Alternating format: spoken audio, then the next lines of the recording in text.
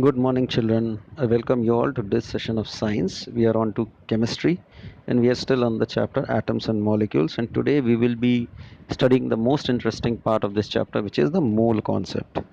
Now, children, in a chemical reaction, hydrogen chlorine from hydrochloric acid, H2 plus Cl2 will form 2HCl. The above reaction indicates that one molecule of hydrogen combines with one molecule of chlorine to form two molecules of hydrochloric acid, or 2 units of hydrogen molecule combine with 71 units of chlorine molecules to form 73 units of HCl. We can infer from the above reaction chemical equation that the quantity of a substance can be characterized by its mass or the number of molecules, but a chemical equation indicates directly the number of atoms or molecules taking part in the reaction. So it is more convenient to refer to the quantity of substance in terms of its number or its molecule or atom rather than their mass. So new unit mole was introduced, right? So and of late this mole has become the major unit now. Now atoms and molecules so small that we cannot see them with our naked eyes or even with the help of microscope, right? So uh, in chemical reaction, atom molecules combine with one another in definite number ratio. Therefore, it would be worthwhile if we could specify the total number of atoms or molecule in a given sample of a substance. Generally, we use dozen or gross for counting various articles in our daily life. One dozen is equal to 12 items, one gross is equal to 12 into 12, that is 144. The value of dozen or gross will not change with the article, right? So these units are useful in dealing with small numbers only. The number of atoms and molecules is extremely large in a minute quantity. A tiny dust particle contains about 10 to the power 6 molecules. These large numbers are commonly represented by a small unit called mole. Right, this term mole has been derived from the Latin word moles, which means a heap or a pile. It was first used by Oswald. The mole is the amount of any substance which contain as many elementary entities as there are atoms in exactly 12 gram of carbon. Right?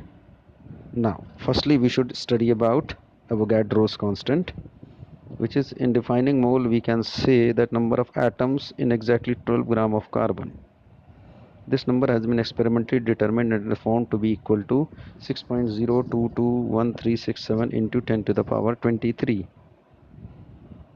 Right, this number is called Avogadro numbers and we commonly take it as 6.022 into 10 to the power 23. Right, this is the Avogadro number.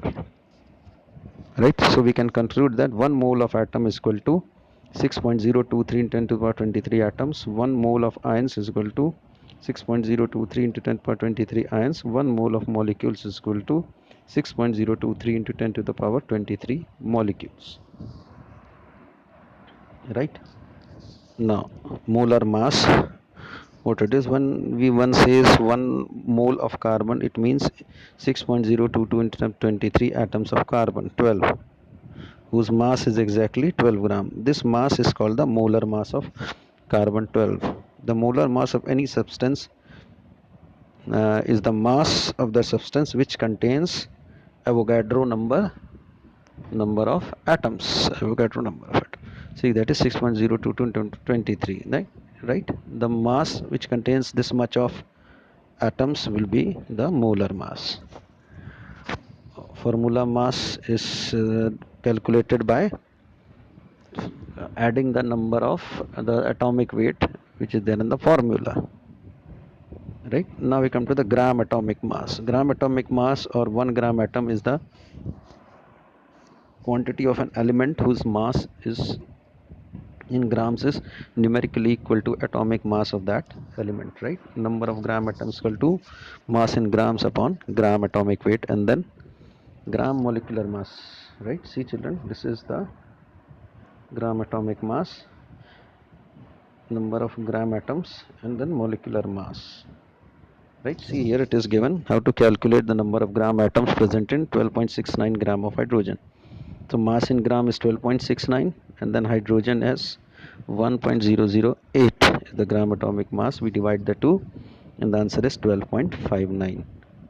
Now we come to gram molecular mass. The gram molecular mass or 1 gram molecule of a substance or element is the quantity of the substance whose mass in grams is numerically equal to the molecular mass of the given substance. Right? And the formula is number of gram molecules is equal to mass in grams upon molecular mass. Now, what is the importance of mole concept and Avogadro's number in the calculation of actual mass of a single atom of an element or a single molecule of a substance? That is the first one. Now, second, in the calculation of number of atoms or molecule in a given mass of the element of the compound. Third, in the calculation of the number of molecules present in a given volume of a gas. Fourth, in the calculation of the sizes of individual atoms or molecules, assuming them to be spherical. Right? So these are the major uses of this, and there are few questions which you need to solve. And let us now come to points to remember, which says matter is made up of atoms and atoms combined to form molecules. Law of conservation of mass: matter is neither created or destroyed as a result of chemical change. Law of constant proportion: the same chemical compound always consists of same elements together in the same proportion by weight. Dalton's atomic theory: all mass is made up of tiny particles called atoms. Atoms are indivisible. They cannot be created nor destroyed. Atom has the same mass and chemical properties. Atoms combine in the ratio of small whole numbers. The relative number of any kind of atom are constant. Atom is the smallest particle which may or may not have independent existence. Symbol: the abbreviations used to express the names of the elements are known as symbols. Atomic mass is of an element can be defined as the number of which indicates how many times the mass of one atom of element is heavier in comparison to 1/12th part of the mass of one atom of carbon 12, and molecule is the smallest particle of substance which can exist independently. Right? So I stop here. I hope you enjoyed it as much as I did in making it, and until we meet again, it's a goodbye.